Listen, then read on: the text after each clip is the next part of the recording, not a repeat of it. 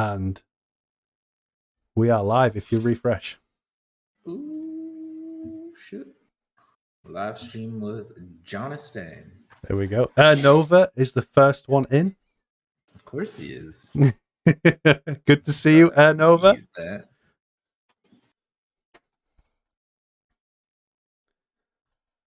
Right. So it is 8 p.m. on Saturday.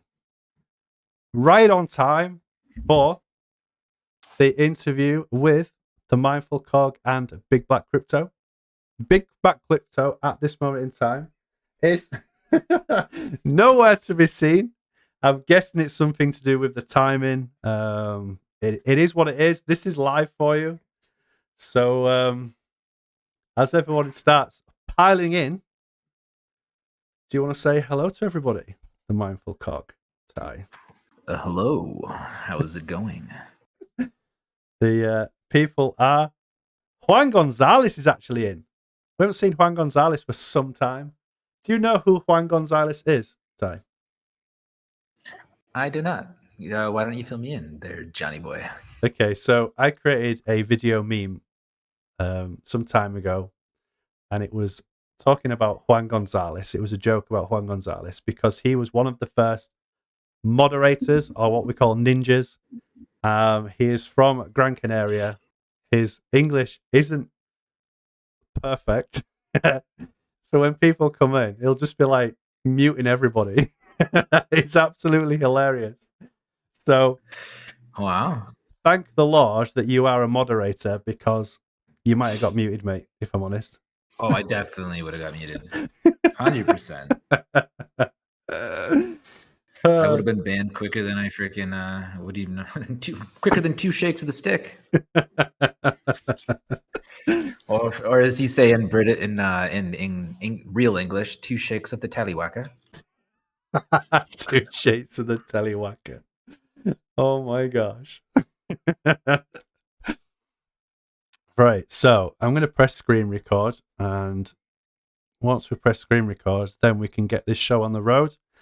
And I think we're going to start going through the AMA to start with. I do apologize, people, that Big Black Crypto isn't here. He must have been caught up somewhere. I do apologize.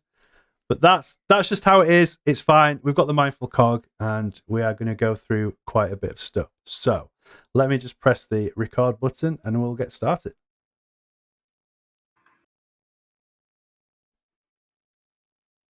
Right, welcome to the Holochain. We have so many people in, 22 people already to start with, and that is just literally as soon as we've pressed the go live button. So well done to everybody for getting in on time.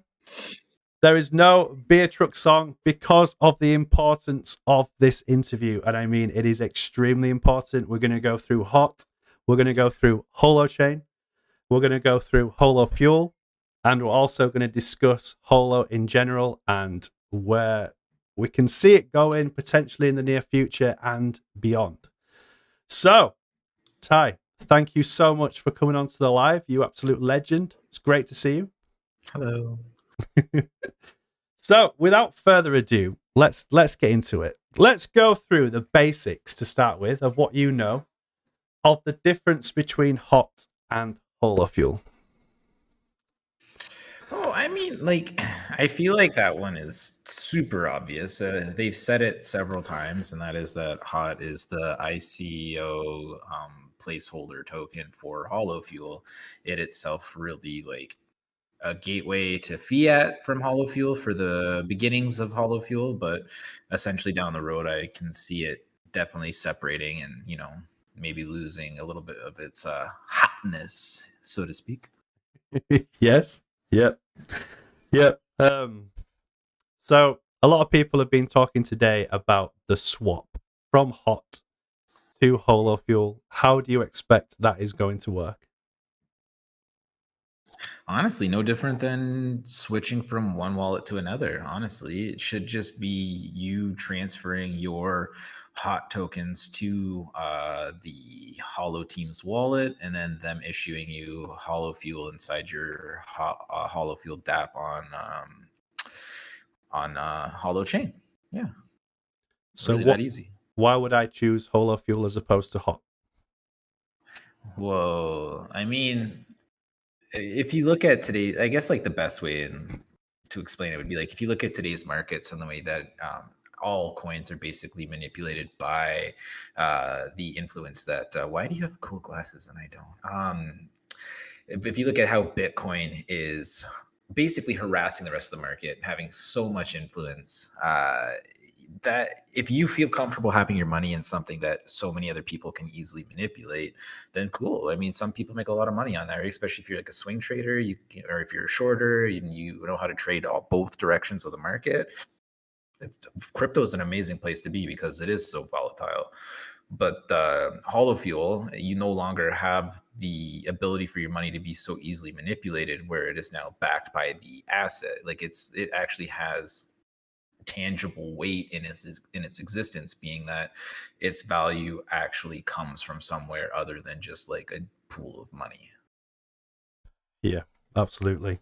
so Holo Fuel is not connected to the ERC20 token.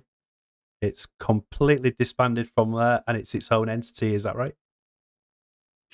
Yeah. After the swap, that's what you should expect to see. Is I saw that he's thinking that they might be thinking about. So we had this talk on my channel a while back. Is like if they're building the first part of the reserve with the hot tokens, like are they just going to eventually just like transfer it into currencies like the hot tokens, or will you always have that bridge as a host to go back through the hot token? And it's sounding like that you as a host might always have that option, even post swap. But during the swap, as an investor, you're looking at it as a one-way train. Yeah, yeah. So in terms of the AMA, Yes. I've got the transcription up in front of me, and one of the things that they said was the most exciting thing that's happening today. I was actually on a demo of Elemental Chat, which should hopefully roll out. It has a part of the Holo hosting network after Elemental Chat. It's fantastically cool, and we had Eduardo and Jim on the ecosystem session playing around with that today. So what can you tell us about Elemental Chat? I know it's mega exciting, and personally I know about it and I'm so excited, but in terms of the video, can you explain what Elemental Chat is and why it's so awesome? Well, I'm not sure how old most of the viewers. I'm pretty sure if I've looked at the statistics, most of them are around the same age as like me. I'm not sure if how many people remember how amazing MSN was, with like or even AOL Instant Messenger, things like that, right? Just like the peer-to-peer connection where you don't really have an outside forum that can see basically the communication between two people privately, right? Yeah.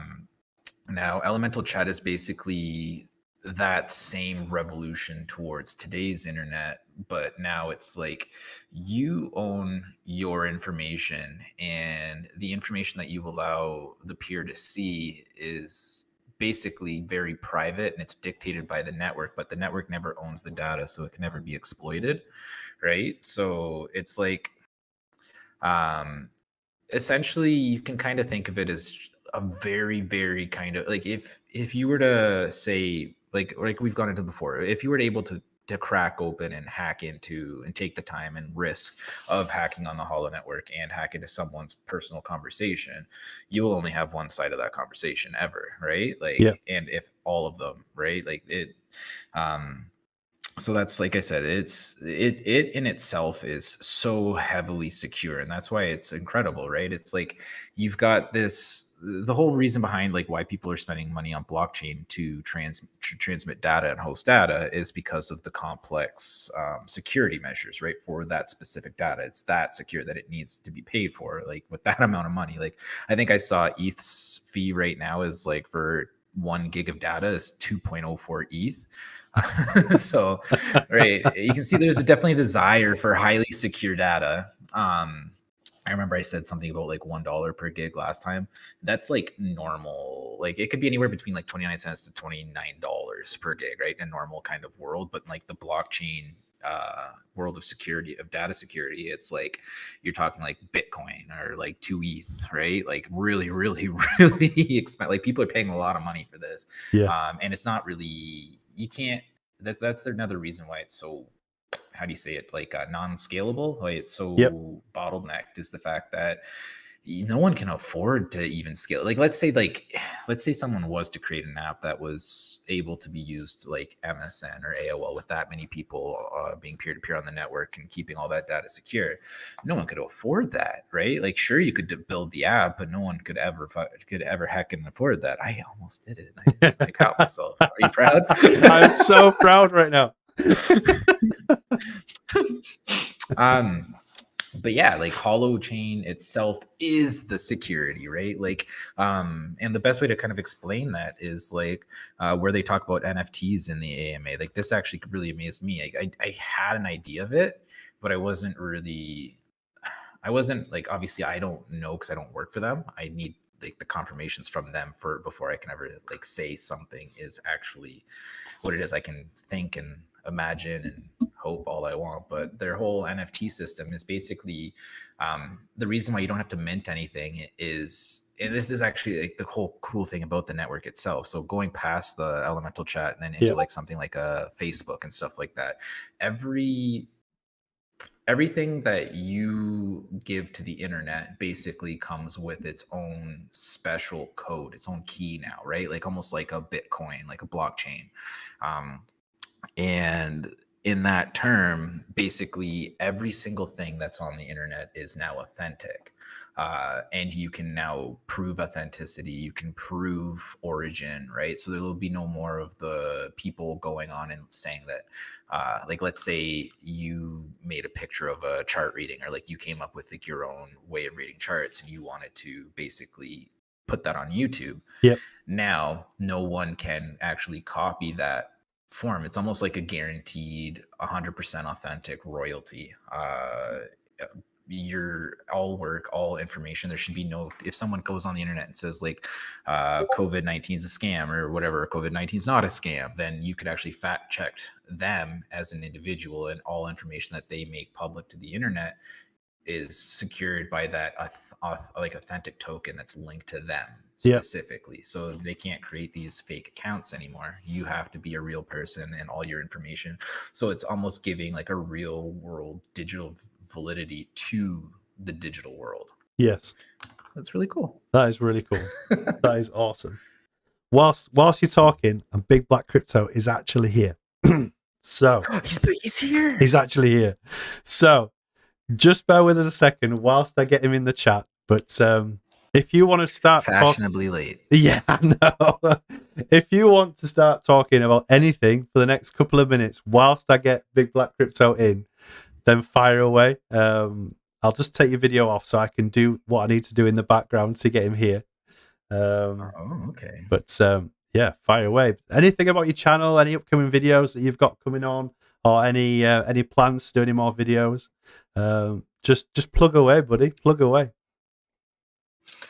Seeing if there's any questions on the board here. So no beer truck song. Maybe you should play the beer truck song while you do it, buddy. Do you want me to play the beer truck song? We literally stole that from your audience. Okay. You give me some time for some what do you call it? Windy pops too. Okay, beer truck song it is. Let's put that on whilst we sort this out.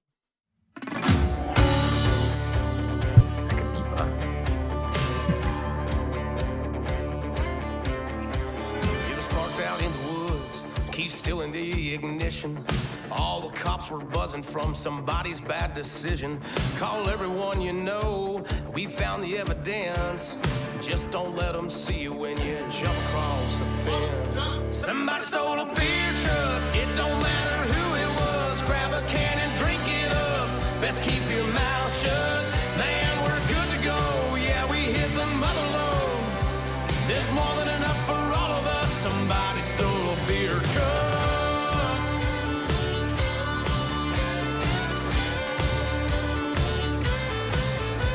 You can holler at the moon, go splashing in the creek. You can get as rowdy as you damn near wanna be. We don't build a bonfire, we don't need that attention. Ain't nobody driving home, not in our condition. Somebody stole a beer truck, it don't matter who it was. Grab a can and drink it up, best keep your mouth shut. Man, we're good to go, yeah, we hit the mother load. There's more than enough for all of us. Somebody stole a beer truck.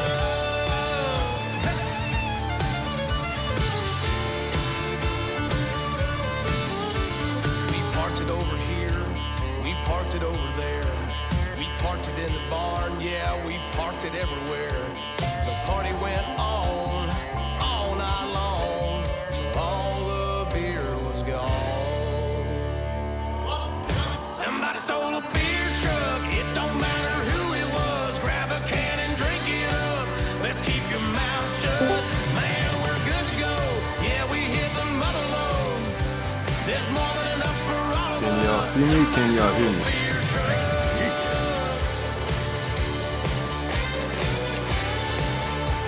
Somebody stole a beer truck. I'll back it on up. Good weather, good weather. I don't know if you got from yesterday.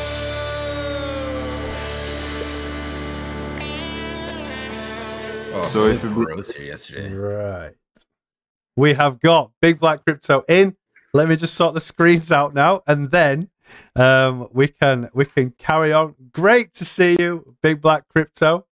The followers, the Good to see subscribers y'all as well. have been waiting to see you. I cannot believe this is like freaking legendary to have both of you in here.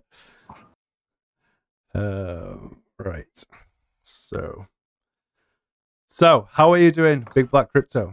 I'm doing good. I'm slowly trying to figure out how to enterprise in this crypto space. It's a little bit interesting considering how much red tape and regulation is in Canada, but the deeper you dive into it, the more you realize how possible everything is. Like it's really great to be in an emerging market, because I remember when everyone was talking about banning crypto, really it's just regulating crypto. And as the conversation changes, now people are starting to be more accepting of it. Like your money is always going to be worth more exponentially in crypto, despite the volatility, if one can stomach said volatility. So it's my spirits, they're warm and merry, just like the weather out here. I like it. How are y'all doing? Ty, you go first whilst I sort this screen out. I'm really good. That was quite the intro. I freaking like it. I love it. No, namaste.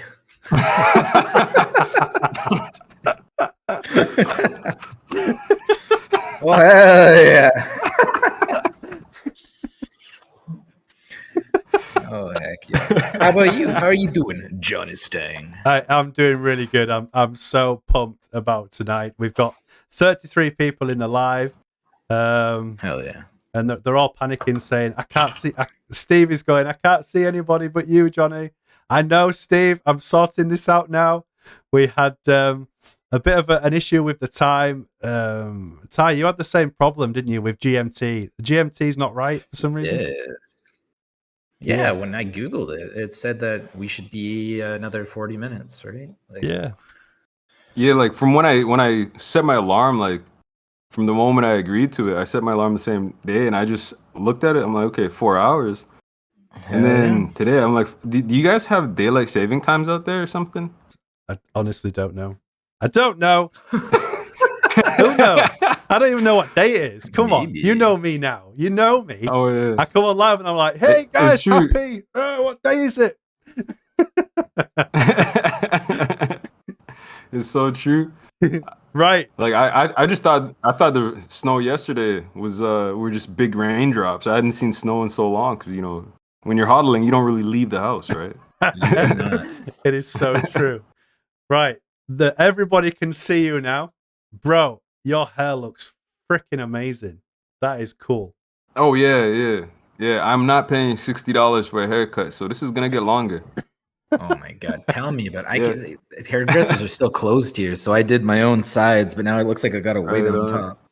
No, it looks good, man. It looks good. It looks good. You know, don't worry. I'm hiding my lineup. Don't worry. It's all good. I did it myself too. I need to get one of those. Because, you know, you lose a little bit of dexterity just buying and selling, setting calls and puts, right? So, you know, a little LeBron action. I just want to.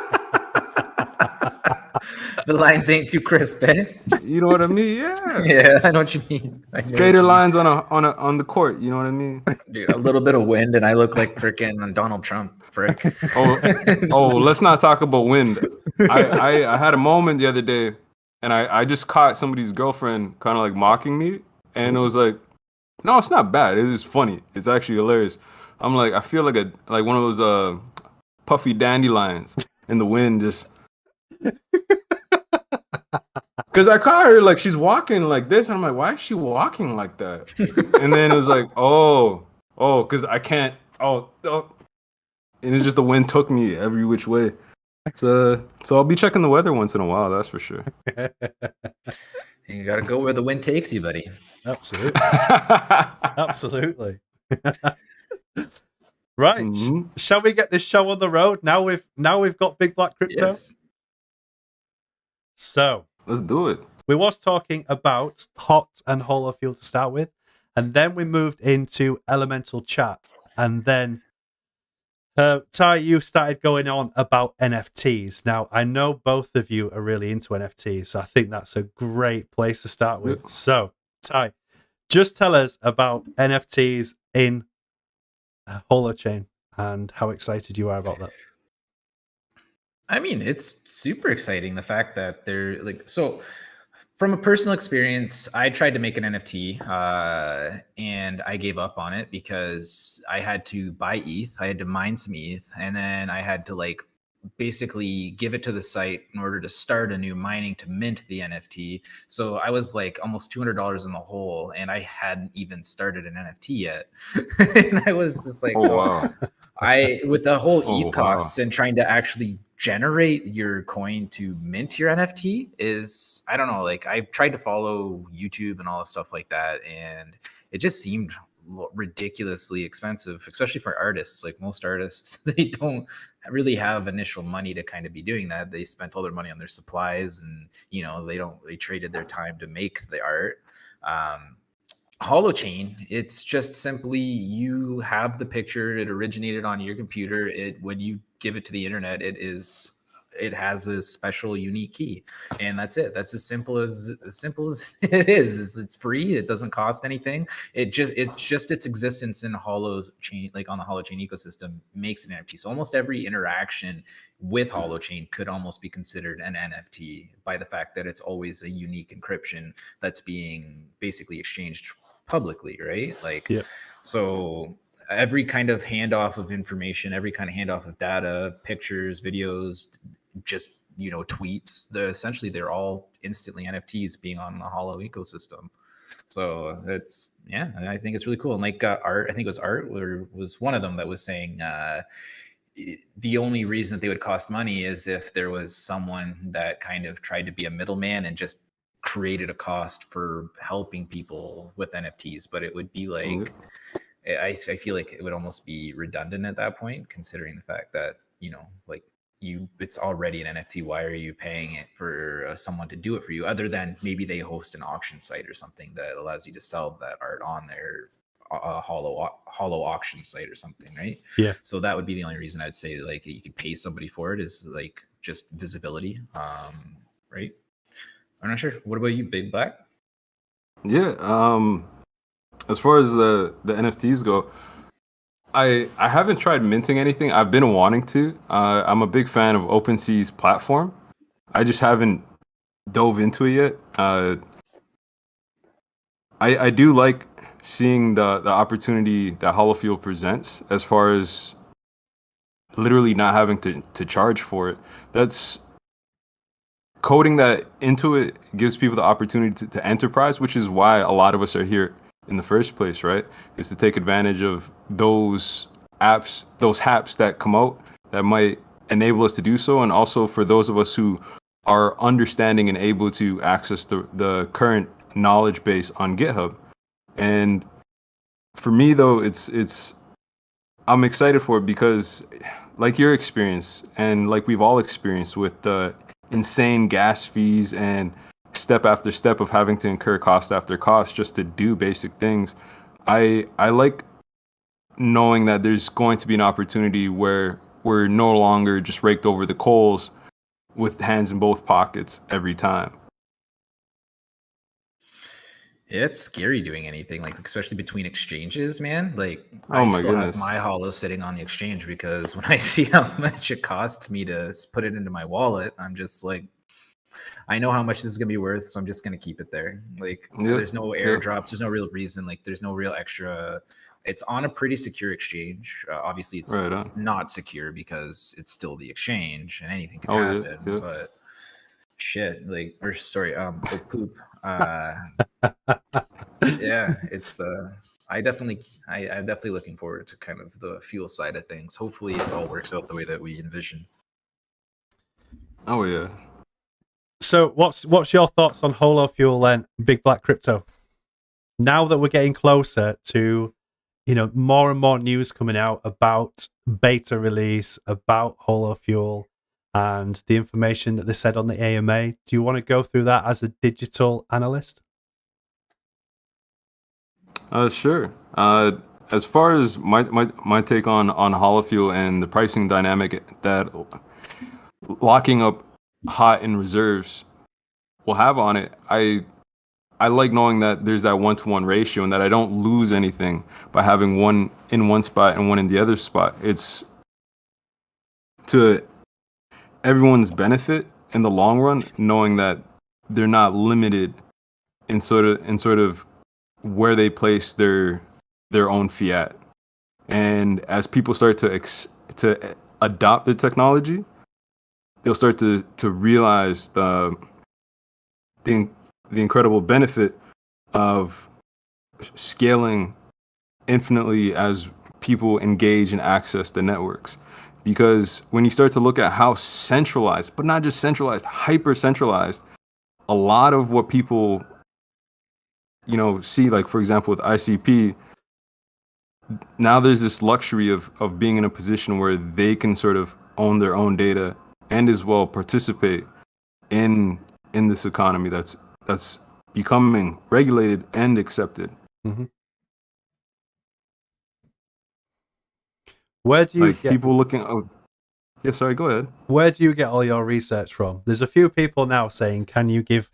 Georgia says, "Can you give a 30-second summary on what you both do?" Obviously, you are a digital asset analyst, and the TheMindfulCog is just a technical whiz genius of bubonic proportions. But where do you get this information from, Big Black Crypto, to start with? Because people are like, want to know who you are by the looks of it and how you've come to where you are today. So for me, where I get my information, I just make abstractions between the parallels. Like the way I explain it to people is you've got sprinters running down lanes, and as they run, you kind of realize that they're heading in the same direction, but what can what abstractions can you make between the parallels? And so for me, it's, I might research, 5, 6, 7 different topics, and then suddenly, here's the connections. Or if I'm listening to Arthur speak, or Mary speak, or Eric speak, or David speak, it's, I'm listening to the little things that, there's developers speak, architects speak, and, what hat are they wearing at that time? And it just kind of paints a whole picture. The more information you trawl, and by trawling, you're just casting a large net. And over time, you start to realize that there's what they've been saying, and then what they're doing, and where they're now. And from the transparency they provide, it makes it very easy to access a company where you have faces to those building that company. Yeah. Yeah. So I literally Google search. I got a question, I look it up, and that's it. Like I try to answer all my own questions, and then I think of more questions. It's a constant thirst for knowledge. And you, Ty, go on. I mean, I can imagine that you can look at a computer, for example, and you can take all the little screws out and just work out where everything goes. Like, what got you into where you are now, becoming a Holochain, Holofuel absolute whiz kid?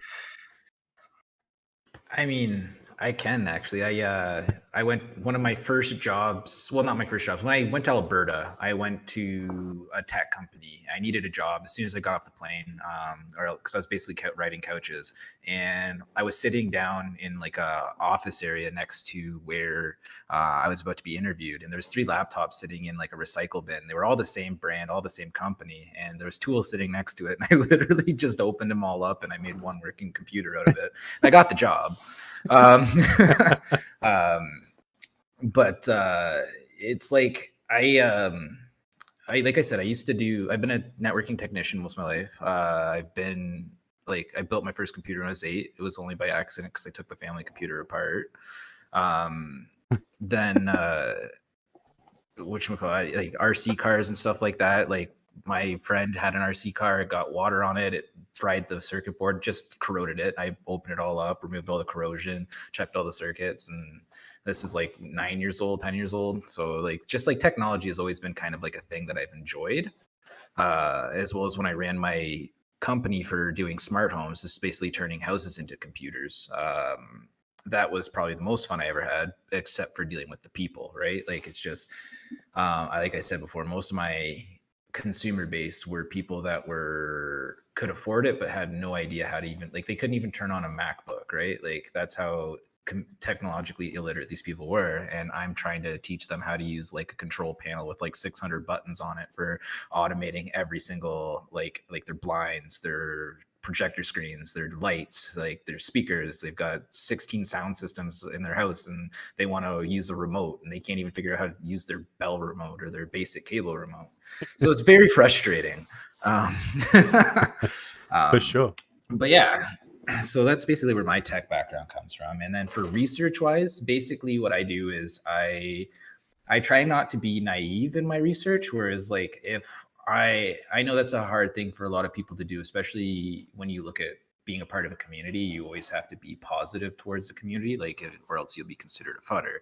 But you have to understand that there's more than one way to look at something, right? So if you type in, why is Holochain so amazing? And then, why is Holochain a scam? You're going to yield 2 very different viewpoints and 2 very different page results.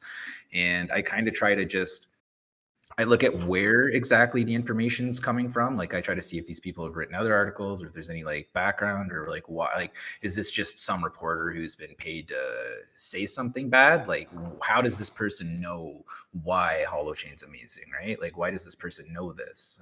And then if there's no real reason for it, it's obviously just someone paid them to run a story. And I really take that with a grain of salt. So most of my data for Holochain comes from the Holo website itself, the mediums, the actual people involved in the projects, right? Like, but then you have to watch out, because like I said, it's biased at that point. This is their baby, this is their project. So obviously there's never going to be like oh, this is where I see the flaws in my project, right? So I try to kind of see if anybody has a way of looking at it. But normally when I look at people and trying to put a negative light on it, it's almost always putting a positive light on it, because their issues typically, like, what was the one that I recently looked at? Was like, freaking the CEO of ICP saying that Holochain is blockchain. Right? This is someone where the kind of my logic goes out the window, because this is someone who's supposed to be well versed in this industry. This is someone that's supposed to know what they're talking about. Doesn't he have something like 20 years of experience? Yeah, like, he should know all his tertiary competition, indirect competition. I was very, very surprised by that. Yeah, the Holos are blockchain. It's like, what? Yeah, and like, that's what I mean. It's like, freaking, that's where it kind of throws it out the window. It's just like, then you have to look at emotions, especially like Charles. I showed the video the other day where he said that he doesn't know anything about Holochain, and our community is toxic, and we turned him away or something with no evidence or anything like that. But then I also posted in that video a video of him talking about Holochain like 2 years ago. Oh yes. I get where he's coming from though. It's like it's very easy to, especially in the tech space, right? Like people are sensitive. Humans are sensitive by nature, right? And sometimes when you go into some of these other chat rooms or Reddit groups, it can be a bit nasty, like, or it's just straight spam. Join my Telegram, Telegram, Telegram, Telegram, Well, and that but for sorry. him though, it's like he should be a little bit more open to talking directly to founders as opposed to talking to fan bases because he's been around long enough to know how rabid hype beasts are and people that want to moonshot everything without even explaining what anything is. So he Yeah. shouldn't be forming an opinion of, uh, you know, another group in the tech space off of, a Reddit experience. Yes, exactly. And that goes into like kind of what I was saying with my research is also when Yes. you're talking even and you have a negative response, you also have to be able to look at what you said and how you said it and how like Yeah. when you're going to a community chat room, like let's say somebody coming into Holochain, like the Holo Troopers. So I just use a personal example, and goes, "Why should I buy this product?" Right? Or like, "Why should I invest my money here?" Like, someone convinced me to. Um, you have to be able to kind of externally remove yourself from that and kind of see how those words would react in a community. Because if you walked into, like, say, the Toronto Maple Leafs dressing room and be like, "Why should I put my money on your team for winning tonight?" Like, Yeah. you're gonna Yeah. probably get your ass kicked. Like, For real. right? Like, or you guys suck tonight. Like, you wouldn't walk into their change room and be like, why are you guys playing so bad tonight? Yeah, sometimes I think it's a trolling, eh? Like at first when it was happening, I was like, this is why technical fundamental explanation, 5-10 minutes of my time. And then I realized like at a certain point, everyone's holding a smart device. Google search, Bing, Yahoo, Alibaba. I don't know what other search engines there are, but everyone has something they go to when they ask questions. It's just Yep. the nature of the world and where we are. So I find sometimes when the questions are asked, it's, oh, because I'm here right now and I want to know. It's not that it's everyone's asking from a bad place, but it's just like sometimes I feel like I'm being trolled, like just for the fun of it, because they know I'm dying to answer every question. That's why I've taken so many breaks. It's just like it Yeah, gets yeah, exhausting, man. Honestly, answering the same thing over and yeah. over. You want to help everybody, but like you said, you don't know if they're being sincere. Like, is this person coming in and like this is a language barrier? That's why they're coming off as rude. Like, you can't. It's hard to judge intention off of text. And I found like there was some times where I was doing just voice, and I'd be like, "Yo, if you have questions, just hop in this voice. I'll answer them vocally," right? And that ended up working out really, really well. But Oh, right on. there's so much communication lost. Do you ever watch Key and Peele? Yes. Have you seen the texting one? I haven't seen the texting one. Mm. Watch the texting one. It's absolutely freaking phenomenal. Just basically it's the same thing. It's where like one guy's texting and he's like he himself basically the way generally you read a text is from your own perspective and it's like your feeling. So if a text comes off as aggressive out of nowhere, then more than likely you might be in an aggressive state, right? Like you might actually be the one Oh, who's yes. upset. Yes. And that just comes like perspective and bias as well. Like it all comes rolling around that. And that's why Holochain is going to be so amazing because every interaction will be unique. Does that sound like a sales slogan? No, it's good. I'll buy it. Give me your money. Two more hollows. Okay, so on the AMA, 3 hollows. 4 hollows. Yes. On the AMA, they sold to the one in the back. Brilliant. They spoke about no gas fees, free gas fees. Okay, and I'm sure both of you literally got so excited about hearing that. So I know there's a lot of people still a bit confused. Give me 1 second. I'll be right back. Okay. I just gotta switch headsets. Okay. That's fine. So, Ty, I know people are now confused. Like, well, if there's no gas fees, how are Holochain going to charge for, for the use of of the distributed network, like how is the monetary system going to work? Do you have any ideas? I know that I remember, I'm not sure if I read it or saw it or was in a conversation, but there was definitely mention of like a 1% network fee, but that's not a gas fee, right? That's just like a fee for using the network. Whereas gas fees are, you're basically paying the miners to mint you those tokens and to perform those transactions, right? Like, Which is so the that's what you're blockchain. doing is you're paying the miner. Yeah. Yep. Whereas like, I'm not exactly sure how they'll implement the 1%, but or if like, and that even then, it's only if you're using it globally, not locally. Like locally, I'm not sure if there is a charge, especially if you're providing your own hosting. Essentially, like we went into one where like you could set up a local community within a city. So if they're using their own computers to set up their own network and they're hosting their own apps, right, then they can set their own fees. So I don't know if there's necessarily a charge in that aspect, but if they were trying to like distribute throughout the cloud, that's where there might be that 1% fee that you run into. Yeah. Just to kind of support the Holo, but that would be Holo, like the Holo network, not Holochain. So it would be up to, which is two different things that I don't think a lot of people realize. That is, Holo is the company that will be presenting Holo Fuel and doing elemental chat, and Holochain is the network in which they will be running on. I hope that makes sense to everybody. It's important that people get to grips with this post-blockchain theory, because you still see people saying, well, can I stake Holo or hot? Can I do this? Can I do that? Which we just need to try and switch on that this is something that's completely new and different to anything you could possibly imagine.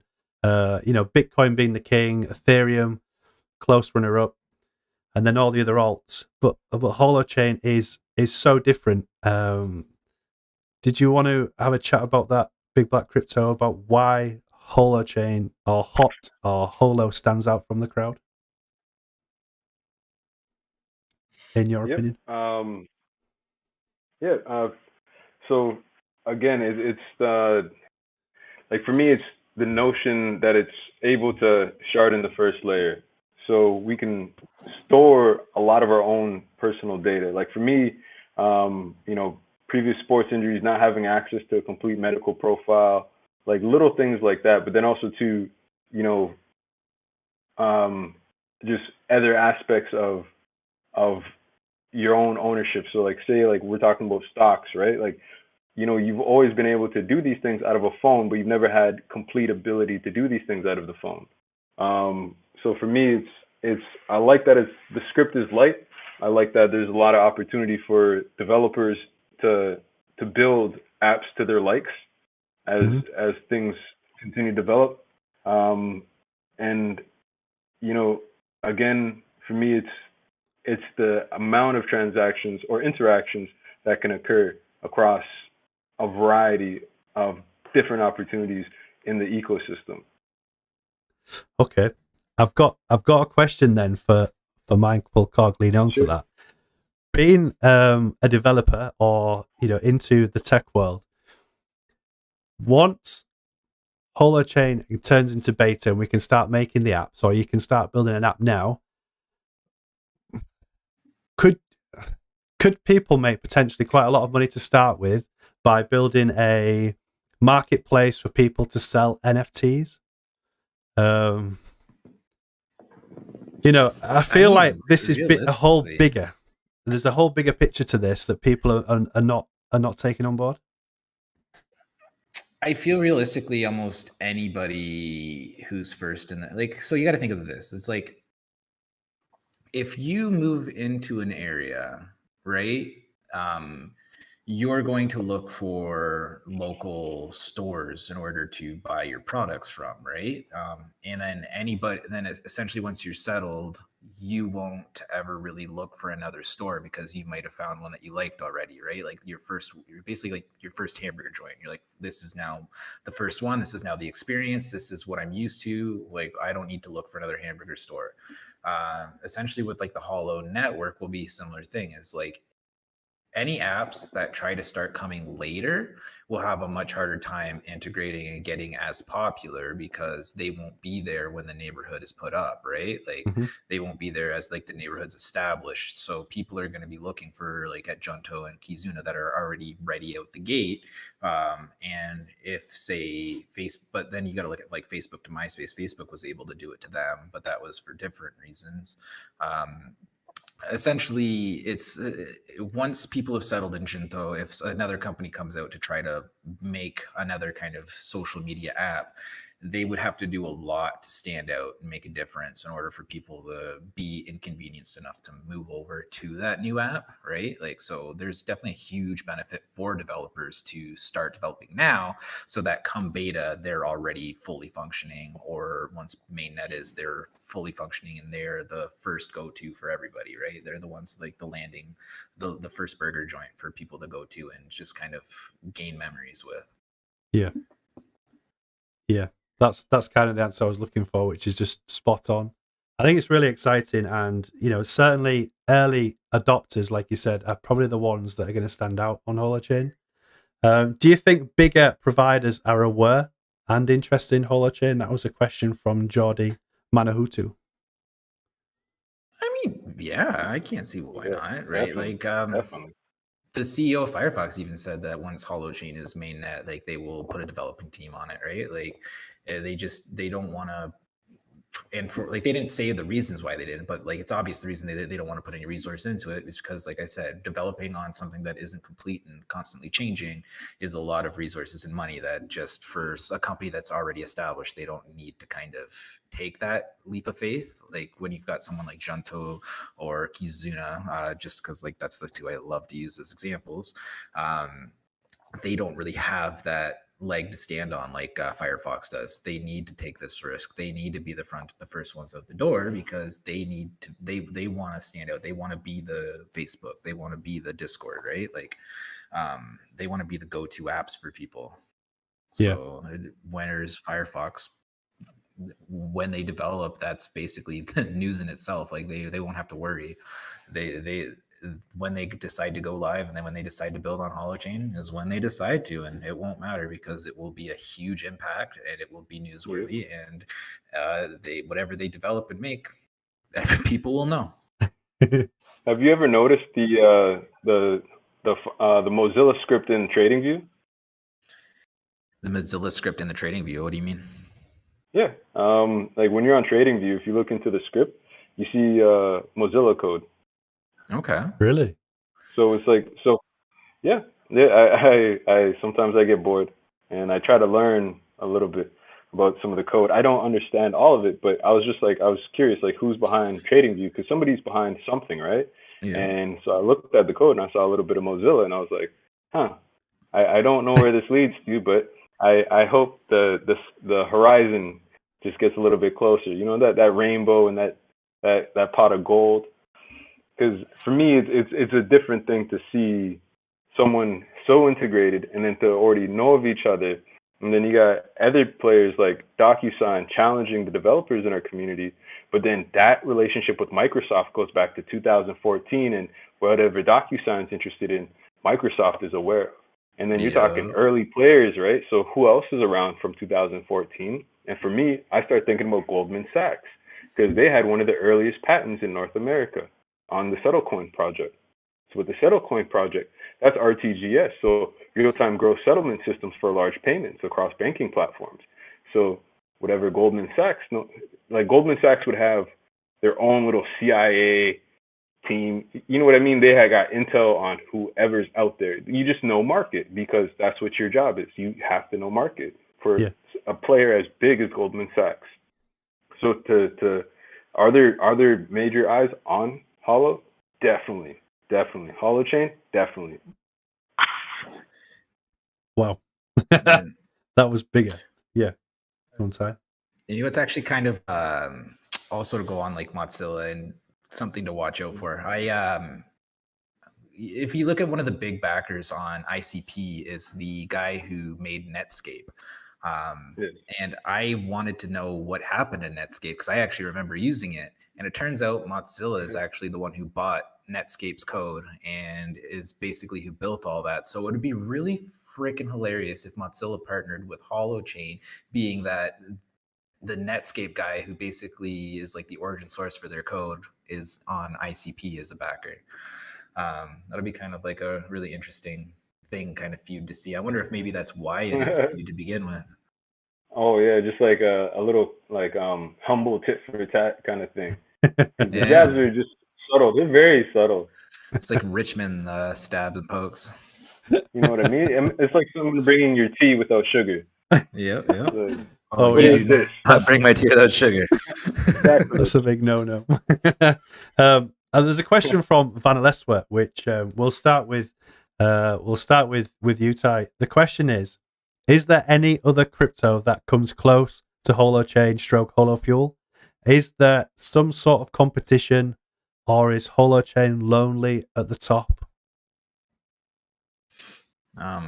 One is the loneliest number, right? But yes, very, very, very lonely at the top right now because until Holofuel exists and until the Holochain network is live and someone else develops another currency on the Holo or Holochain infrastructure, they are the first of their kind. It's literally like they are the Bitcoin of blockchain, right? Like they are the first to breed. And that's the other thing, like I said, first to the market. They will be the one that most people kind of rely on and they'll go to. Like anybody else who develops like an app on Holochain actually can use Holofuel to pay for their services, right? So like everyone can use Holofuel within the Holochain ecosystem. So like RedGrid could make a red coin or they could use Holofuel. It's up to them, right? Yeah. But essentially it's better for them to use Holofuel because Holofuel is already kind of coded, it's established, it's an app that they can easily integrate with their applications, right? Because they're developing on the same network, so it's the same coding. They can just integrate Fuel into their code easily. Why would they spend all that time and resources and build another coin if they can just easily implement one that's already there for them? So Big Black there's Crypto. that. Fire away, buddy. I know you're excited to answer this one. Can you repeat the question one more time for me, please? It is. Is there another crypto that comes close to Holochain Holofuel?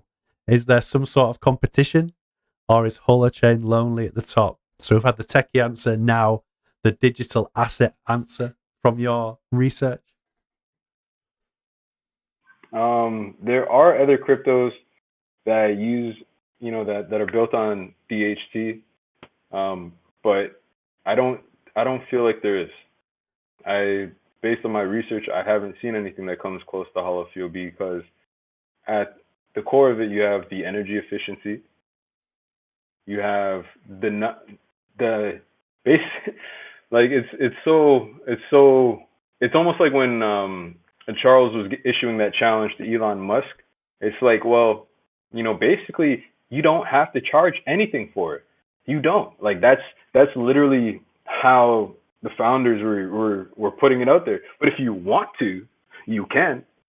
And that's one of those things where it's like, ooh. So it's for me, it's you can't really beat that where we're kind of dictating what our market is and we're all kind of growing in that space. There's no 51% attack from the miners. It's literally plug and play hosting. And for those that are new to it, there's a lot of room to grow. And there isn't this, I need to have 32 ETH in order to participate or 300 BNB to participate. Yeah. Like it's an economy for everyone, and it's going to lead to the most agile economy we've ever seen. Like it doesn't take anything away from Cardano. It doesn't take anything away from Hashgraph. It's in its space of its own. And as things become concrete, then we'll actually see the difference between assumptions and actual facts of use case and utility. Because that's the one thing they do. They move an economy. You can't get that utility in some of the other tokens until you see it happen. And again, I'm not referring to Hashgraph or Cardano in that space. I'm just saying, like, in compared to the other cryptos, like the pool coins. Cheese, for example. Yeah. I call cheese a pool coin. Yes. I said it. Oh, they're gonna come for me now. That's it. Come for me now. That's it. It's gonna rain down Here hell on come you the now. pitchforks, boy. Exactly. Exactly.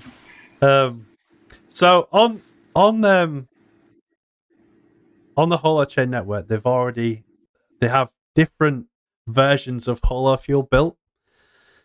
And they've said since it's really actually tightly integrated with the whole hosting framework, it's a currency designed and optimized for that. It will officially go into beta along with the rest of the hosting framework. So we don't know the exact timing on that. What do they mean when they say, Ty, that they have different versions of Holofuel built? Do you have any idea what that means?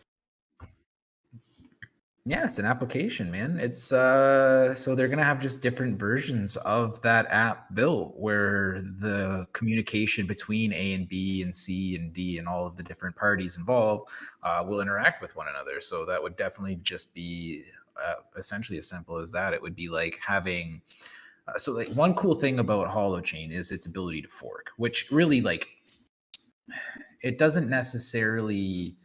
Does that make it stakeable? No, it doesn't get stakeable. Come on, man. Seriously? I tried, guys. I tried. You can't stake Holofuel because it's like the Holofuel only exists and is created by by its purchase. Its existence is only like you can't. It's not its value isn't generated by more money being put in the pool and then you are being kind of given interest off of the money that the traders are basically doing in the brokerage, right? Like you're not able to cut into that percent. Like essentially, like for staking and shit like that, like stuff like that, you're giving that money to that person to trade with and do things with, and they will then give you a percentage of profit. So you can't do that with Holofuel because it's not really like, I mean, so here's the thing. Like, I mean, I guess someone could technically make like a staking app and actively trade Holofuel in the market, but I don't know if it's volatile enough for them to do that, right? Because like, sure, it's a stable asset and good chance of it going up a lot more than ever going down. I mean, I don't know. Like that's something that like that's out of my mathematical freaking and like monetary economics. Oh yeah, because I know it's like the rewards aren't going to come from Holo or anything like that. But it's I guess one of my like secret undying wishes is that like one of the exchanges will hear the Holo community and just be like, hey guys, airdrop. I think who was it that did it? I think Sex.io. They were one of the first. They dropped like 50,000 hot for traders, but I'd like to a little something less volatile. That's all. And there's so if exchanges can hear us, hook it up. There's a big problem with airdropping though. Is like, well, unless they've paid for the coins and those are what they're dropping and not just like excess coins. Oh, that's how that works. But even then, it's like. I don't know. I was trying to do like the math and like the reasoning and stuff like that. Like so I'm part of a couple things that are consistently doing airdrops. And by doing that, sure, you're removing the circulation or you're reducing the circulation. So kind of the value goes up, but there was no more market cap increase to kind of accept that. So it's almost like deflating the price. Because now someone let's say I got like 100,000 coins, I can cash those out. I never paid for those. There's no more money in the pot. I now can steal that basically from the community.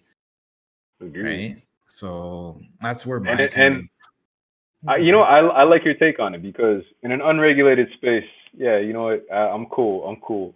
I don't need any rewards. Because you never know who's actually cashing out. Like when I did some background checks on some of like the poo coins that I purchased, I was like, wow, he didn't even buy it. He just straight up sold it. He minted it, made it, sold it, and just unbelievable ruggening I'm like, you know, I changed my mind. I'm cool with just straight up purchasing my tokens. Yeah, these DeFi coins, man, like Oh they my goodness. are scary, to say the Yeah. least. I don't like if you were to pitch any of these kind of DeFi coin, like if I was to go in to any office, like let's remove the name of the coin, and be Yeah, of course. like, Blank okay, coin. blank coin, or let's just say, here, you give me your money. Yeah. And essentially, every time someone else moves money around in this account that I'm going to be accepting money for, 10% of it's initially like automatically taxed, and like you're basically anybody can then take from your money. So 10% of your money is already basically burnt and gone, and at any point, all these other investors could take that value of that money from you at any point. Would you like to invest in this company? But we'll give you free tokens and like free e money in order to sit in your wallet, and that'll increase indefinitely. But the actual amount of fiat that you will be able to access will be dependent on how many other people decide whether or not they want to pull their money out. Mm-hmm. And that's essentially all these things are. It's just like people want to see those huge crypto accounts, but they don't realize that their actual fiat accounts aren't necessarily growing. Like until you withdraw that money, it is not yours, right? Mhm. Like it's you've basically bought something and you own that something now. And until you sell that something, you are not entitled to any of that money. So if you're like a Dogecoin millionaire, you're not a Dogecoin millionaire until you've sold and made no one else able to be a Dogecoin millionaire. Yep. I totally agree on that. Mm-hmm. Awesome. Great talk. Okay. So there's a question that's come up about staking, saying could users stake their data? That's impossible because the data will just belong to themselves, right? There is absolutely no way that anything like that could ever happen. You can't stake data. You could, like, I mean, like Holo will be offering computing and hosting, so like there's really no reason to, because like I built like on paper a Holo port, like a Holo node, that can do 2 terabytes of information, and it has a payload of like 8 watts a week or something like that. Something like 49 cents a month is the cost on that, for Hydro. And the amount of data that it can basically process is like, if we're talking like $1 a gigabyte, you're looking at a serious gain, like a serious freaking payback for your data. Like, but then people have to be able to store on your network. Like you have to be a viable network to basically host in order for people to use you, right? Mm-hmm. So you have to offer your services at a rate that people, like if you have crap hardware, you obviously can't charge the same amount as someone who has really, really good hardware and a good internet connection for the same type of storage, right? But you can still sell your storage nonetheless. And some people will want to pay for that kind of discounted storage because they can't afford a high-end storage system, and that's really nice for them to have it. Like the Uber, right? It's like basically Holochain is like the Airbnb and the Uber of online data and cloud storage.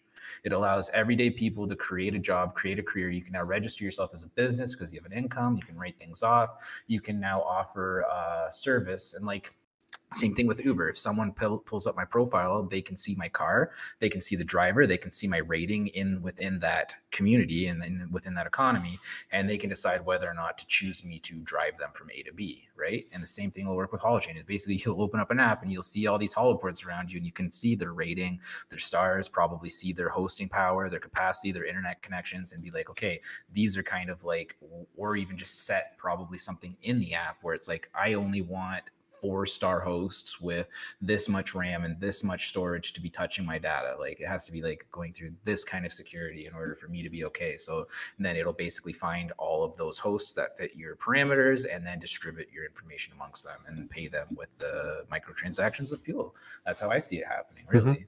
And I think that will be, honestly, like it'll be incredible. And you don't have a company like Uber stealing all of the money off the top either. So it's almost like a Robin Hood of not to bastardize the name of Robin Hood with like the trading company. That's terrible. But yeah, like the Robin Hood of Uber, but for data.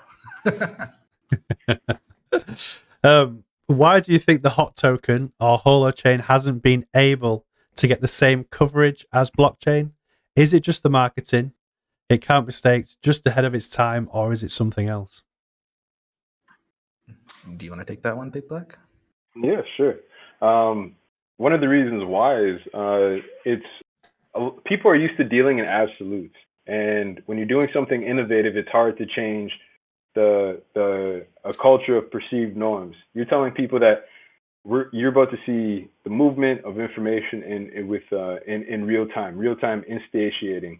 People have never seen a conversation happen in real time as I delete, as I type. They're used to just the movement of thought bubbles or waiting until they receive that text.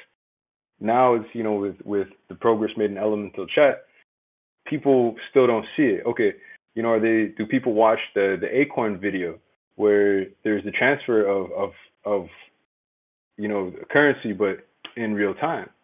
People aren't used to that, and so what ends up happening is because there isn't the whole aspect of flashy marketing or constant YouTube appearances, people think that it's a dead project, and that's the furthest thing from it. You also have people who honestly want to get it for cheaper, and there's no other way to get it for cheaper than to create a level of resentment in market to force things to go bearish. And even new investors to market, they realize right away how valuable the potential is over time. And the first thing they ask is, how can I get it to go down further? And it was funny though, because all of that just immediately changed when the markets did correct, and people suddenly were staring at 0.006 CAD, and the tone was like, oh my goodness, like when's it going to go back up? So people got what they asked for, and they're not accustomed to the volatility in this space. They want now. Whereas like you have to understand that you need a fully viable framework in which to develop and build everything else on. The pivot to write a new language and to patent was the most beneficial thing for anyone to see as far as what's going to happen now. Because there's a lot of people in the space, but how many of them can say that they can actually ensure and protect and enforce the viability of their ecosystem? Holo has done that. And so, people might be upset that there isn't the marketing, but this isn't footwear. This isn't fashion retail. This is, it's shifting a market on its head. And Amen. I'd rather it be stable than for us to have something to gripe about down the road, because I'm tired of getting spammed with Telegram links. Yeah. Exactly. Yeah, that's what I'm looking forward to. Close peer-to-peer networking, fantastic. No worries, no advertisements, no madness that's going on. It's just going to be great. It's just going to be awesome. No more leaked data. Yep. So a lot of people are talking about wanting to move straight from hot to Holo fuel. Just talk about this 6-month grace period that they're talking about, how that's going to work, and what do we expect to happen when Holo fuel goes live? Is it going to go live straight away with beta, or is there going to be a testing phase? Like, do you know what's happening? Mindful Cog, you're the technical guy. I mean, like, there's no real reason to jump straight to fuel other than, like you are fully like believe in it, like you love it, like you have no doubt that it's going to be something one day and you just kind of want to make the move and set it, forget it, and just wait. Then yeah, sure, like toss over and freaking, it's your money, you do what you want with it. But there's no harm and no foul basically waiting till towards the end of beta or waiting through beta to see what kind of progress is made. Like there's no harm in it. It's going to be 1-to-1 the entire time, right? So up until that date, basically there's like sitting and observing, watching, on trying to understand. Like I said personally to my followers, is that throughout the beta, I will definitely be posting updated videos on my kind of view on whether or not we should swap, or if I'm going to swap. Like as of now, it's like I basically want to be one of those people that just kind of gets the swap done and over with, and just 3 years once it's like fully developing emerged market, and like it's gone through some growth pains, and it's just exchanges know what to do with it now, and it's just readily available on multiple exchanges, and it's a traded asset, and it's built its kind of place in the industry, similar to like the growth pains that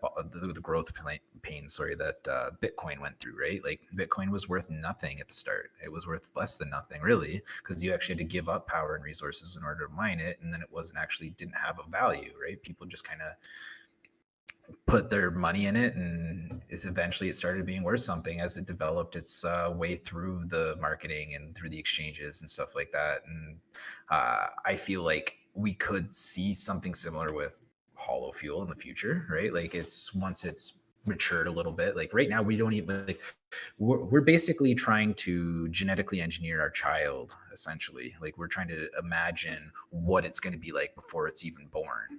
And sure, it's fun to imagine, and sure, it's fun to kind of like think about and contemplate, but and until it actually happens, until we're living that present, we can't really for sure say anything, right? And that's where crypto is saying or Big Black Crypto is saying is like it's an unknown, and people don't like unknowns.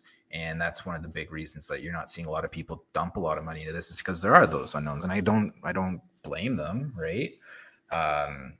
But at the same time, it's like those who take the risks are usually the ones who get the most reward, but it's not guaranteed, right? Most of us, I think, like if you're, I guess, like, do we have time to go into an investment device and stuff like that and actually like hodl? Yeah, absolutely. No, that? No, there's time for that. There's absolutely not time financial advice. Not financial advice. Yeah. I got your back, bro. I got your back. Basically, it's like if you're putting your money in something, and like if you're going to invest in something and you've done your research, then you're agreeing that the value for that, what you're purchasing, is more than what you're buying it for, right? Like why would you be putting your money on something if you didn't in fact think that, right? Like eventually there's going to be equilibrium. Eventually the market will probably push past it just because of inertia, right? For the value that you think it's worth and that you were willing to put your money in there for it.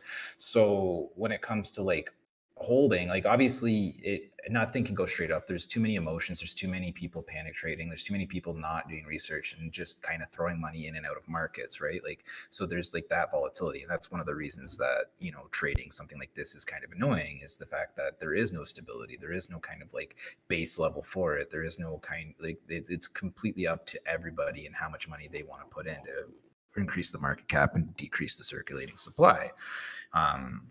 So like, but if you are, like I said, investing money, and you should be at the agreement that it should be worth more than what you're investing for. Because if you're putting money in something that you don't think is going to be worth more money, I don't know what you're doing with your money. First of all, that's really irresponsible. And then the second thing is oh crap, I just had a windy pop in my brain.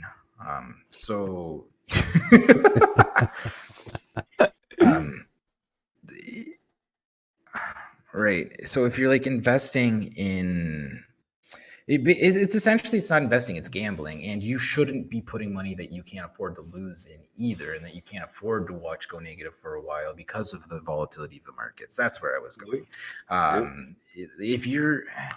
If you're going to not research, like, and that's another thing, you come into a community like, why should I put my money on this? Why should I invest in this? You can't have somebody else tell you that, because we all have our different reasons for investing.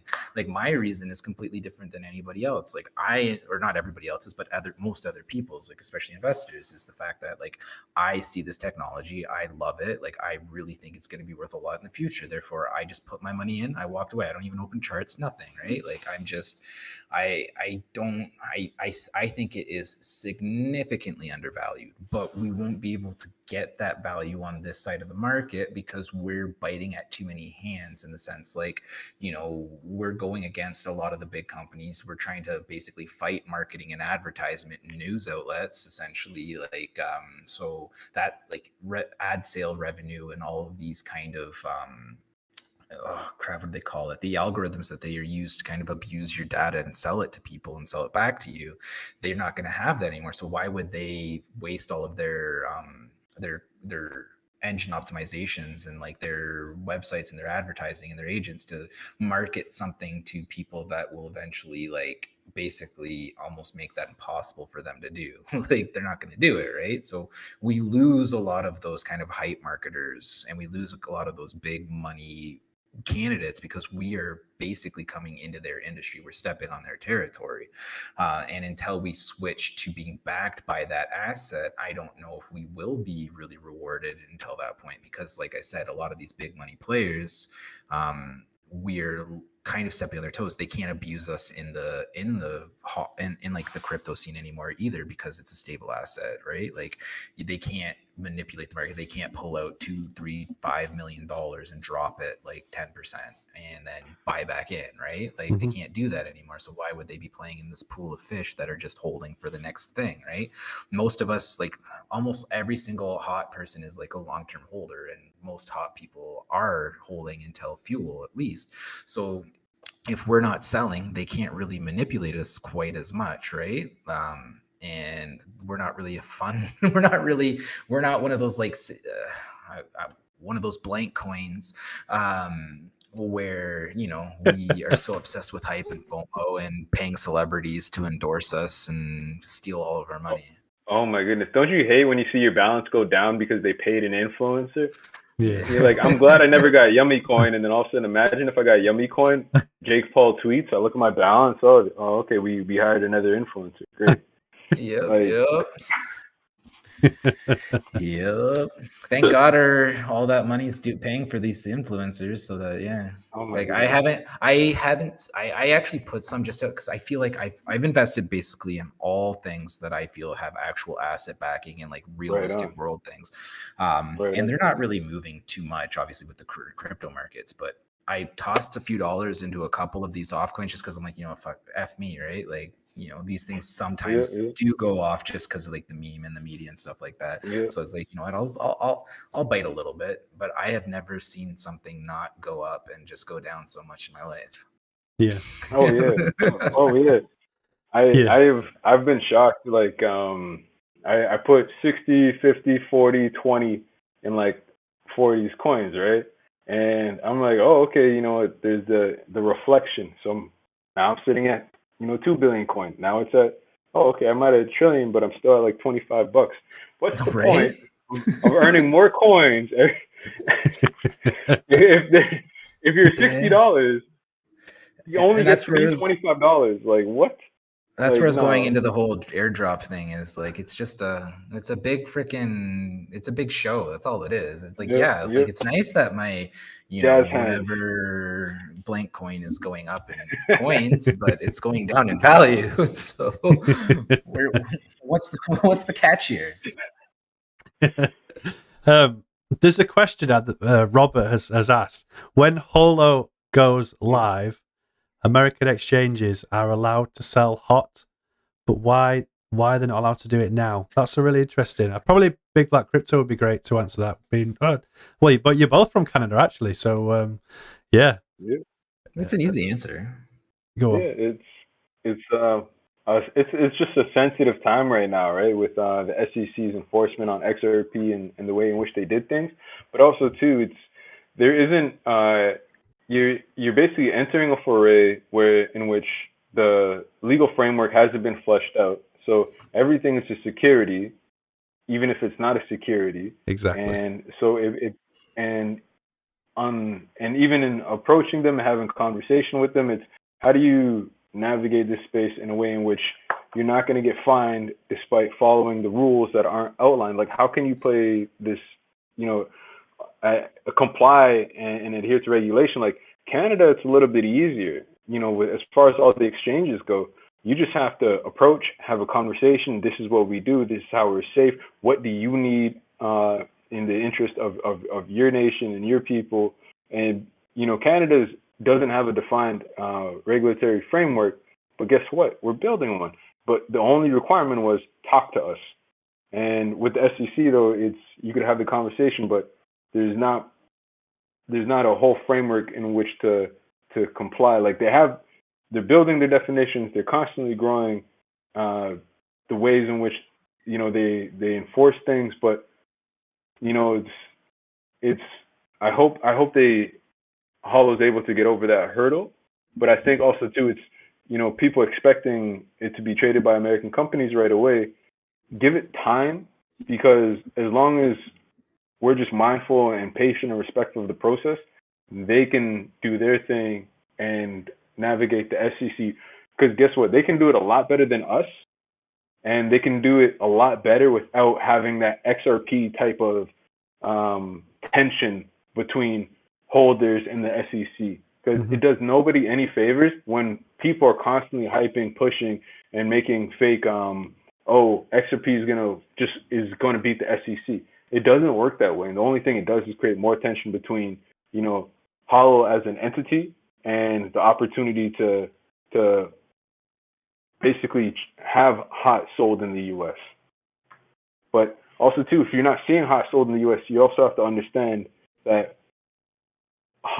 Holochain and Holo Fuel and Hot USD are a threat to some of these American exchanges. So, we might be able to do commerce and sell Holo ports through them, but are they going to be accepting of us, or are they waiting till we finish beta? Yeah. And so there's certain things that it's okay to be where we are. We already got the token issued to us at a discount, so I'm happy to keep buying at a discount. As long as it's under $1, to me, that's a discount. Exactly. Yeah. We've actually got the Crypto Truth who's in the chat.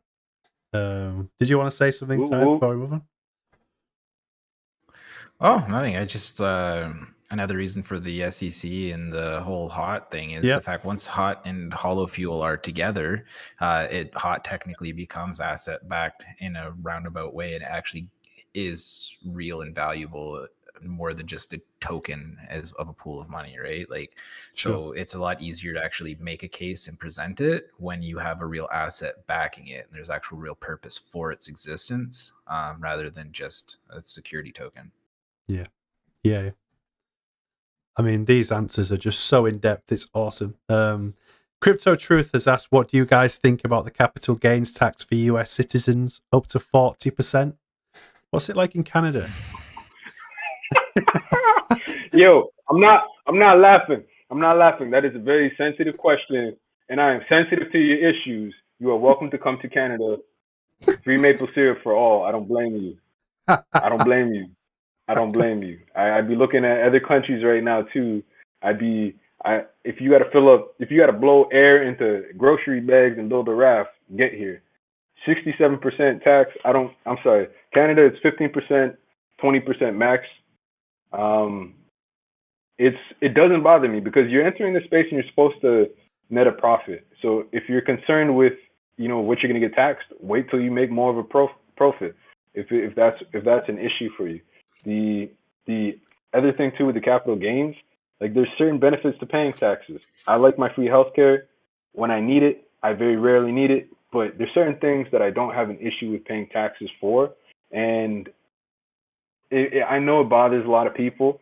But if it really does bother you, then you should make sure that some of your gains in crypto end up in your trust wallet. Swap it, back out for a USDT. Like there's ways to move and navigate the system, and your wallet is one of the safest places. So just understand every time you're moving back into your bank, they know what you've done. I know what you did last summer. You moved a bunch of tokens. So if capital gains is an issue for you, just wait till it's worth it. Nice. Ty, what are your thoughts? Yeah, I mean, it's like you said, just there's ways to kind of move your money around that, you can avoid it in a sense, like legally. But I'm pretty sure capital gains for us in Canada, isn't it like up to 50% of it is counted as like income, right? Like only 50% of your capital gain is then considered income, and then you're taxed on it as an income, right? I'm pretty sure that's how it works, but I'm not 100% certain. Do you know if that's I'm not sure because again, they still haven't fleshed anything out. They literally all they said to us was that what was it? It's that it's just a like it's applicable and treated like a property asset pretty much. So I don't know if we get the lifetime capital gains is applicable to it, where I think it's like the $200,000 is like where we were able to set that aside. But I don't know if there's no like framework to sort of apply to it. It's whatever they say come around tax time, like CERB. Remember they said, oh, you won't have to pay it back? No. If you made over 37,500, you had to pay it back. So I don't know if I can really trust our own government when it comes to how much we pay or when we'll have to pay it. But I know for sure that our tech is so behind that they don't know how to navigate my Trust Wallet or my MetaMask. Oh yeah, no, definitely not. Especially like once you get on the Holo network and stuff like that, there's like no way of them looking at it unless they are authenticated to view our data. Yeah. Capital gains tax is a complicated subject. I think if you don't understand it, then go and get financial advice. It's cheap. You can get free financial advice about capital gains tax, certainly in England, and I'm sure it's the same where you lot are. It's got to be. If you're worried about capital gains tax, shit, I actually had to really go on. I had something, I lost it. Yeah, I was going to say, if you're worried about capital gains tax, I just want to say I am incredibly happy for you because clearly, you're on a win right now. Right. Yeah. If you're worried about capital gains tax, you can probably afford the advice, the financial advice. Like, just I like it. Like, my thing is, whoever did your taxes the year before, contact them. Like, it's not hard to call like any of the tax preparatory services because they'll be able to at least discuss the current framework applicable to capital gains, and with the working definition of what your crypto is applied to, you can then see where it fits under these definitions and terms, and they can actually structure your next year's payment because a lot of people, I promise you, they're going to wait until next year's tax time thinking that their government doesn't know anything. But it's like, again, either you're going to post a loss or you're going to post a gain. So if you're going to wait, within 7 years to get Wesley sniped for taxes, that's on you. But it's just like, you may as well have your trades like just somewhere organized. So when tax time does come, it's you're not getting Wesley sniped like Conrad Black from the terrace. Yeah. Whilst you're chatting, we're having like a couple of trolls come in. It's really, really funny to see what they're saying. Like one of them saying hot coin dead. Another one said SHIT coin. I think it's hilarious that people are so narrow-minded, and the fact that they're going to miss out on what is going to be probably one of the greatest futures that we could possibly Natural imagine. selection, Johnny. Natural selection. So you know what's funny? They're saying hot coin's dead, but they still haven't sold. I bet you they're holding every bit of hot coin they got. I bet you they bought the dip. I'm not fooled. I know you're probably a whale, my friend. Happy hodling. I'm still holding. We're all holding. We're all see you, Nova, buddy. Oh dear.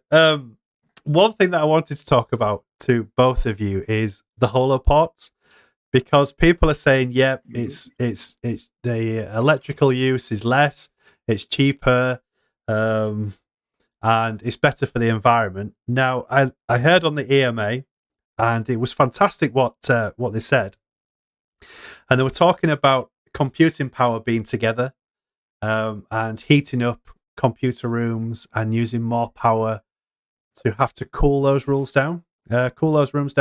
So the quote in the actual AMA, which was AMA 46, says when you concentrate all the computing power together into a data center, you make lots of heat, and most of their energy use is not just running the computers, but then running all the cooling systems to keep the computing cool enough and right.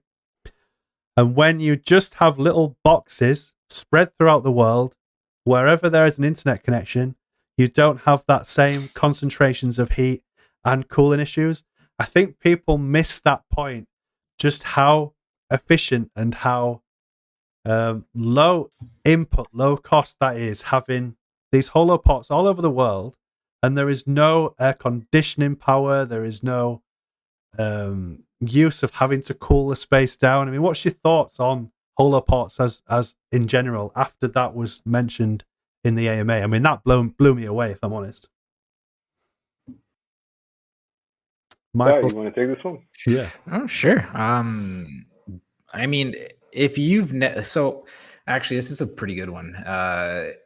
As a networking technician, I only ever go into really network and server rooms that aren't properly cooled because their machinery is melted and needs replacing, or something has happened in those. Like, there's been malfunctions due to heat overload, and if you've ever been in a non-air conditioned server room, you know what It's I'm horrible. talking about. And if you haven't, then you're imagine like a sauna, but it's not like, I wouldn't say it's kind of humid, but it's like just loud. You can't hear yourself think. And it's just, you feel like you're literally just melting from the inside out. And it's not pleasant like a sauna. It's basically like the hell equivalent of a sauna. And yeah, like when you're talking about, like I said, like I can build a Holo port, a significant Holo node, few $100, and it will cost me like 50 cents a month to upkeep, right? For power. I could never, as a central server host, even like, I would basically, to, like I said, it's like an Uber thing, right? It gives like the access, like you could never go and start your own taxi company because the amount of just gear and power and energy and like what you need in a central location in order to make people want to come to you and use your company is, you need a lot of money and a lot of money to invest to get that startup, right? And then you've got like those huge bills to run it all throughout the month. But with Holochain, you now have this first, like it's almost as if like it's similar to like the fact that the blockchain is the network now, so that's why the currency is lightweight. It's like your entity is the entire world, and you are now just kind of like piggybacking off of that entity, where now you're just kind of on a public map that's already been sold, that people are already looking at, and you're offering portions of data in order to benefit this entirety of this cloud.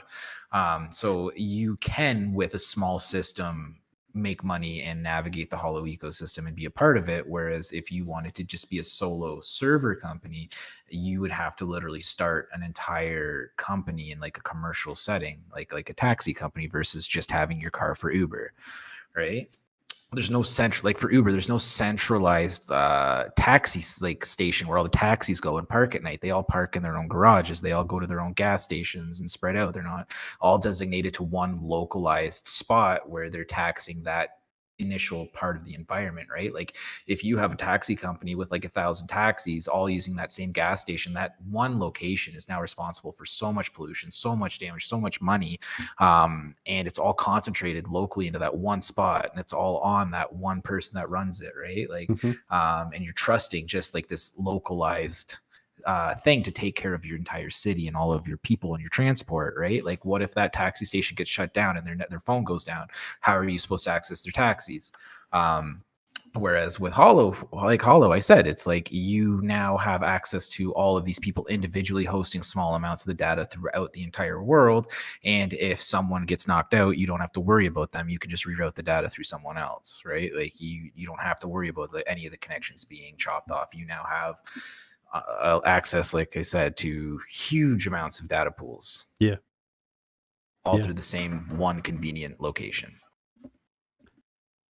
It is mind blowing just how efficient it is. Oh my gosh. So what do you think we're going to see next? What do you think is going to come out next in terms of the news, Big Black Crypto, from Holo?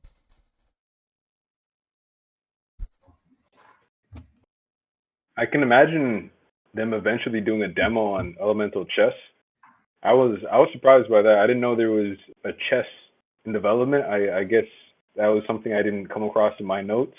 So when they mentioned it, I was like, I want to play it. I don't know if you, the Mindful Cog, have had a chance to see it, demo it, or play it. But for me, I'm a chess player. Like I was one of those kids who was in chess club.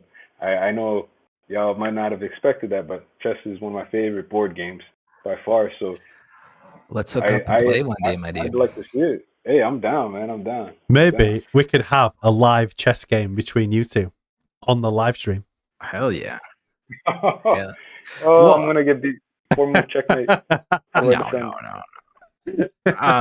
But the other cool thing about that is, like, I went into a gaming session once on one of my videos, like, on how the issue, like, we're moving into a digital era where most of our gaming and stuff like that is being done online, and like our sports, even like our race car drivers are driving from home, and you know, like, there's all these kind of different kind of digital aspects. Like, the problem with it is personal integrity, right? Like, I used to be an admin for eLeague, which is one of the biggest gaming organizations in North America. I've literally been on stage with pros, and they will do, we have to manually go through all of their configs, and we have to look for kind of exploits and whatnot that they're trying to perform. And that's localized at the center. Like, they try to cheat at the actual venues themselves. It's incredible what these guys will actually go through. And we can't like, and the worst part is like, we're not allowed to expose them. We have to basically flush their hard drives and help them, like, hold their hand while they develop a new config and stuff like that. And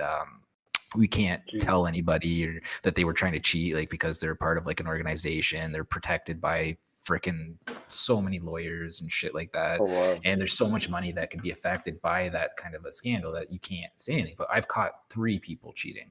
And yeah, anyways, like, when it comes to being at home, like, one of the biggest issues in competitive gaming is that person that you're facing better than you, or are they using some sort of computer assistance in order to beat you, right, and better you? And almost 80% of the time, like, there's a good chance that they're using some sort of computer assistance. And watching this kind of thing with chess come out, where you've now got this kind of like integral game of chess going on where both sides are completely authenticated, right? Like, they've obviously said that something like an FPS game might not be able to do right off the bat, just because of the instantaneousness of like there has to be the community kind of has to authenticate each transaction, right? So there's obviously like a handshaking process, so it's not the instant like one-to-one of where everybody's in the server needs to be worked out by some very ambitious developer. But something like chess is a good start, where now you might actually see a more competitive online scene moving into the digital world,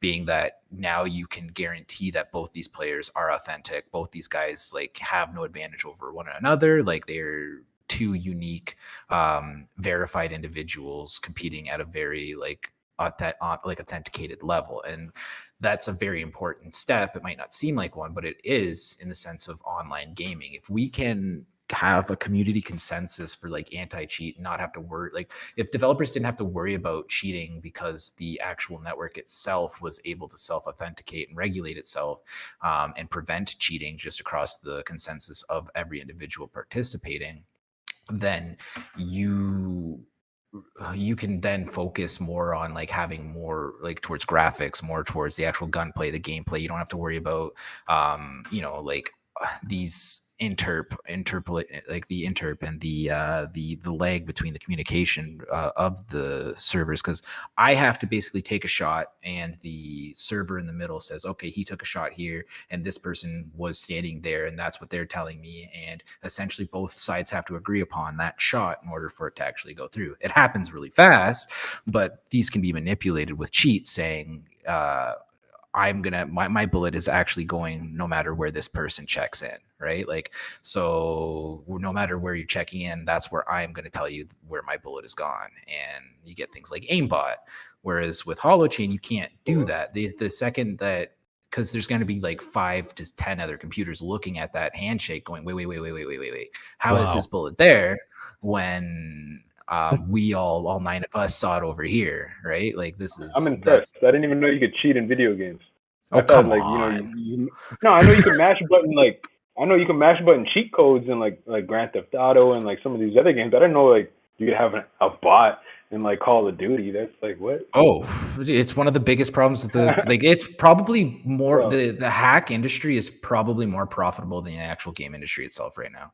And that's the scary thing, right? And that's why it will never be like Counter-Strike won't ever be in the Olympics, is because of things like that. There's just like, sure, it's a game of like, it's like athletic of the mind, but at the same time, there's too many factors that can't be authenticated to, like, it's like taking testosterone, like steroids, right? Like, and competing at an unfair level, right? Like, how can you regulate that in the gaming industry, especially with the online world? You can't, because like, these cheats, these hacks are so incredibly designed, right? And it's a one-way basically authentication with you and the server. So unless the server can prove, and it's wasting all its time trying to hand juggle 10 other people, right, it's not going to be able to tell right away. And most people don't get banned for like years after they've been caught too, because they want to catch everybody.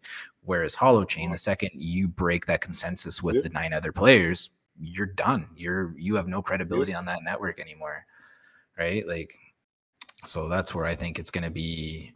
I really hope that someone kind of gets into that, like a developer pushes to kind of make that handshaking process more streamlined, that we can see an FPS be built like Counter-Strike on it, because that would be a massive industry that they'd be taking on.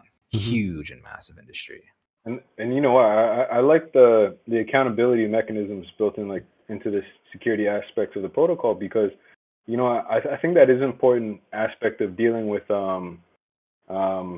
you know, I want to say, maybe nefarious is the wrong word, but I want to say like illicit behavior and bad faith actors in these environments. Because, you know, I noticed recently with Facebook, for example, right? When you delete somebody, you don't just delete that person from your network. You literally delete them and any derivative account that occurs from that IP address or that account, period. So this person can't just make in new versions and accounts and come back. Like, they're done. They are no longer existent to me in my biosphere of what Facebook is. And so for now, apply that to gaming. It's like, whoa, like, do you really want to be banned from, you know, this network of 1,000 players who all know that this is where the best, you know, RPG players are at? Like, that's the beauty of it. That's just it. Like, right now with Counter-Strike, it's free to play. To get on the secure servers, all you need is a cell phone, so you can go and buy a $5 burner from frickin' Walmart or whatever. Just get that one text done with, and then you're authenticated. And people go through that just to frickin' cheat. But did you ever have Counter-Strike on your high school network? Oh, of course. Of course. Counter-Strike was awesome. Me too.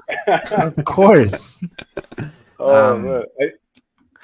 But yeah, imagine just like knowing that you, like, because it wouldn't even be that game alone. It would be almost your biological entity within that, like within the Holochain ecosystem, your credibility on the network itself. You're basically giving yourself a criminal history, right?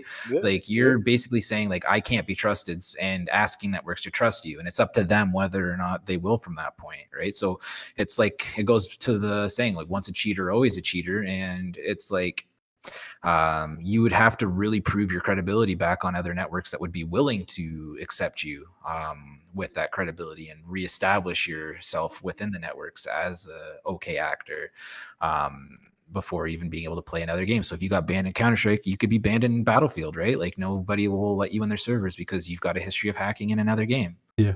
Yep. I feel like someone like Sony would greatly benefit from this conversation. Yeah. Definitely. I hope they see it. Maybe I should tag Sony in this. So, I mean, Jerry Malapert put a really cool message on the chat board saying, we're talking about a company that could be involved in the stock market. And he's probably right, actually, isn't it? You know, Holochain being on the stock market? Yeah. Yeah. May I field this one? Of course you can. Buddy, this is you. Yeah.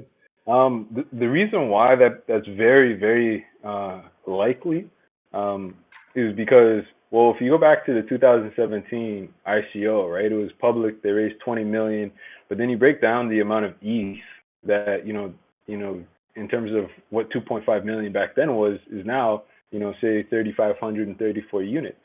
You break that down to, but then hold on, just don't stop there. Like, the December of 2017, you're looking at 400 and, you know, we're ballparking these numbers. They're approximate. You can get full values online, but, you know, say it's at $434. January 2nd, it doubles in price to $868 or $86.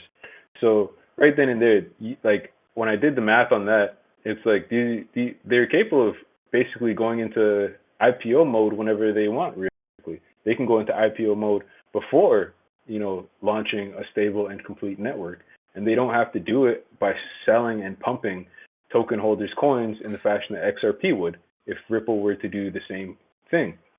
So for Holo or HOT being listed on actual stock markets like the TSX or the LSE, it's actually quite viable because that 2.5 million then valued today, if they were just to hold that 2.5 million in ETH hypothetically, that's now worth I think 52 million at the $4,000 mark.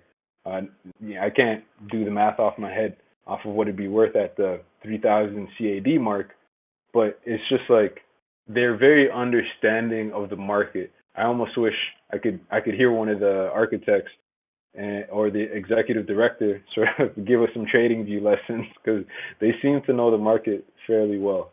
Yeah. Nice. So they could list the IPO. It's doable. Yeah. Yeah. YK has asked, I know it's a big question and it's been thoroughly reviewed by the Crypto Truth. And what do you guys think of the Holochain Cardano perspective paper? Probably Big Black Crypto, to be fair, because that's for his thing, I think. Yeah, all of him. Well, no, MindfulCog, if you want, you could take this one first. Oh, I haven't read the paper, honestly. Like, I okay. have No, no interest in like the whole Cardano thing because of the whole Charles thing that went down. So kind of just like I saw it and I was like, whatever. I don't give a shit. Yeah, no, actually, I was like that for a little bit too. When he said that, I was like, man, okay, Charles, I'll see you later. I was like that too. I really did like the Holochain take on Cardano and the contrast to be had. Holochain really does serve a different aspect of market, and Cardano serves, is seeking to serve a different aspect of market, and they're also in different areas in their roadmaps. I found it to be well written. Trying to think about to one area in particular that was of interest to me. I think the zero latency, because we was talking about the latency last time, wasn't we? I think that's a huge, that's a massive step. Zero gas fees. Yes. Zero gas fees, zero latency. And then for Cardano, I was kind of surprised because I figured that they would have already scaled to 1 million transactions per second, and that doesn't take away anything from them, but it's just it's the co-founder of Ethereum, right? So I was kind of expecting them to be a little bit further along, and so I did. That's the only real issue I have with Cardano. But also too, I don't have the expectation of them creating technical debts, because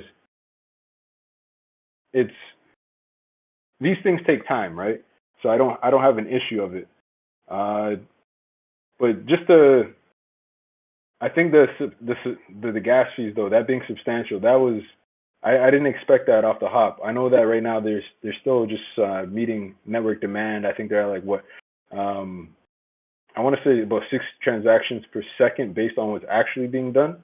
Don't quote me on that. I'm open to being wrong, but it's I just figured there'd be a lot more rampant use while it's in testing phase. But I'm open to seeing what actually comes out of it. I'm not going to short my Cardano position. Yeah, I'm interested. Yeah, I mean, I liked the read. I thought it was a great read, especially down to the talking about the live streaming and being able to have the chat systems. I mean, does that lead us nicely into Scepter? Do you know anything about Scepter and Holochain? I haven't. I'm not well versed on Scepter. I know that was the sort of, I want to say, one of the the breeding grounds before getting to Holochain. I think that's where Arthur Brock was part of it, no? But Scepter is like, I never really dove right into Scepter because like just getting to speed on Holochain was and still is quite the task. Yes, totally. If you'd like to lead the way, I'd be happy to listen and learn along with the viewers.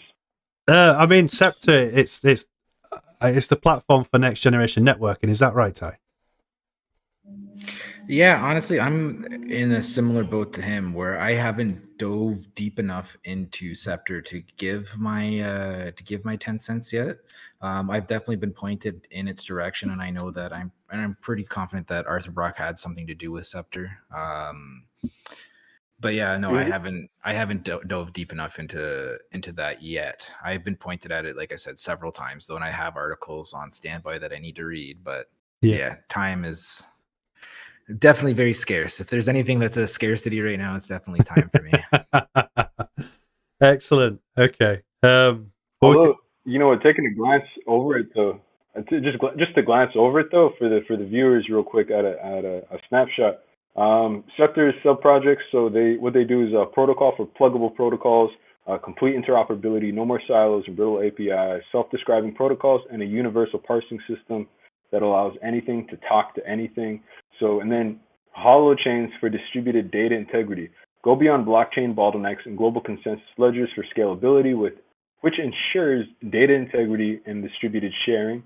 You're just going to get, I'm going to be real quick, brings holochains for distributed data integrity. So as mentioned, that Holo brings cloud computing out to the edges by enabling truly distributed applications and hostings on laptops, phones, and personal dedicated hosting devices, as well as servers.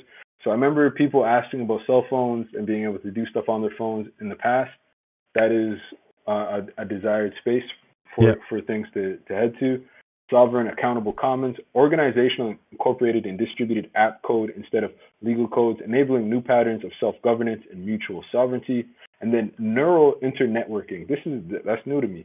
By supporting sticky requests which send data whenever conditions are matched, we enable neural-like behavior across all applications. And then there's the Scepter core, the fabric, which binds all these capacities into an integrated framework plus virtual machine hosts, fractal receptors, parallel tree processing more. So I wouldn't be surprised if this is, Scepter's more Arthur Brock, and then you have Acorn's more Eric Harris